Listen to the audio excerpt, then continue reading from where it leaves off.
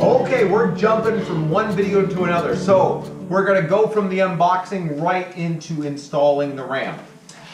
So in order for this to really work, you're going to want to grab that sort of little terry cloth case that the computer came in. And we're not going to recover the computer, but we're going to put it down so that when we put the monitor down, we don't need the mouse right now, it's going to go right on this.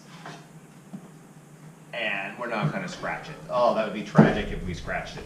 Okay, so there it is. In order to get this to work, we've actually got to access the little panel that's behind the arm here. I'm going to reposition the GoPro so that we can get a good shot on that, and we'll pick it up from there. Okay, that should be a pretty good view of what we're looking for. So, as you can see, we got this little panel right behind here. There's a vent, and then there's this panel. There's the leg, and we've got to access that. So the way that we access that panel is if you look at where the power cord is, and of course unplug your computer before you do this, there is a little button that's there. And so we need to press that button in order to get it, in order to get that panel open. So I'm just going to take just a very stiff pair of pliers here, and we're just going to push it in, and that pops it, and then that panel comes right off. We're going to put that off to the side.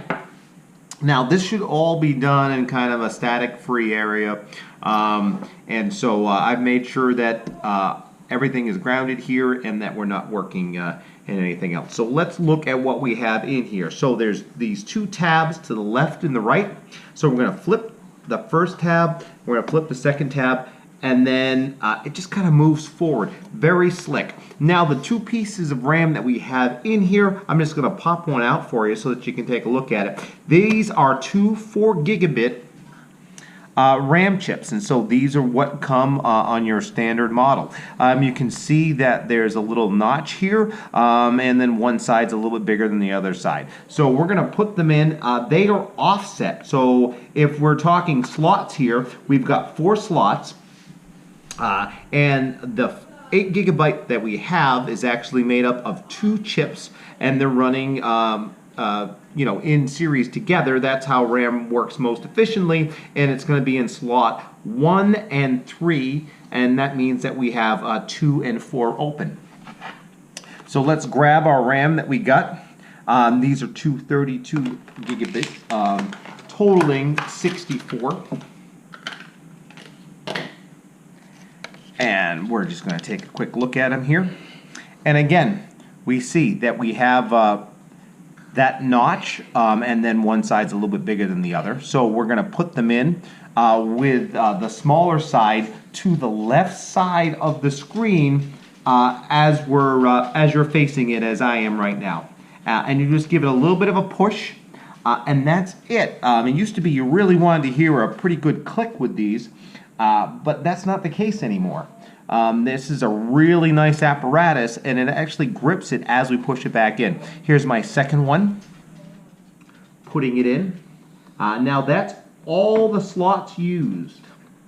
And then we're going to just push that down. And then as I push it down, it clicks into place. It grabs those chips so that they're nice and solid.